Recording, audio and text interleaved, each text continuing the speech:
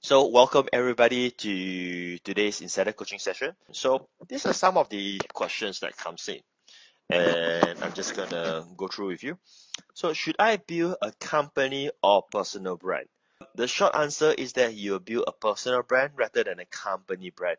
Why? Because of several reasons. The first reason is that it's so much more easier to build a person's brand than a company's brand, right?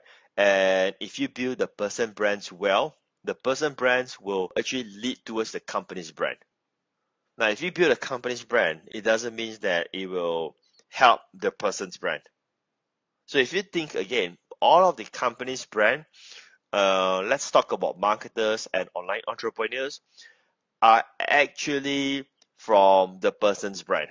Now, you cannot compare the Starbucks, Nike, and so on. Those are not your typical marketers or online entrepreneurs.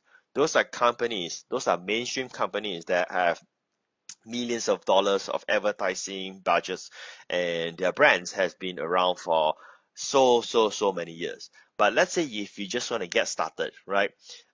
You build your personal brand. So what do I mean by personal brand will lead into your company ultimately? Therefore, it's logical that you always start with a personal brand rather than a company brand.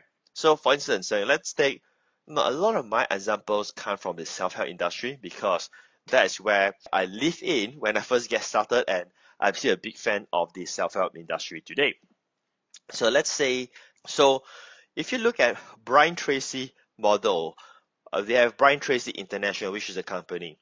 Now, do you know that I could get this wrong? Okay, I mean, I'm not saying anything bad, but I just want to give you an example. Brian Tracy is not well lately, like his health condition. I'm not sure whether you're aware of that, but it's not good at this moment of time, right? The company, right, can still run because the company is riding on a personal brand. So you may still receive emails from Brian Tracy International, and it looks like it's Brian Tracy who's endorsing the product or promoting the product. But the fact is, it's done by an internet marketer. It's not Brian Tracy. Do you see that? But it's a personal brand that leads towards the big brand. So I'm gonna give more example here. Let's take Tony Robbins. Some of you are Tony Robbins fan. Tony Robbins now have his own coaching program where you'll be trained by his coaches, not by Tony Robbins. He didn't have this not until many years ago. I mean, it's like when he first started, it's all just Tony Robbins, right? If you attend, I mean, the seminars are still Tony Robbins, but the coaching, he never have like a mass coaching program. He has like a very intimate type of coaching program. But today, he has coaching program where you'll be trained by his coaches. Again, it's Tony Robbins' brand, but it's a company. It is not him doing that, right? And we have the last one. I'm just going to say one is called Half. Half stands for T.F. Eker.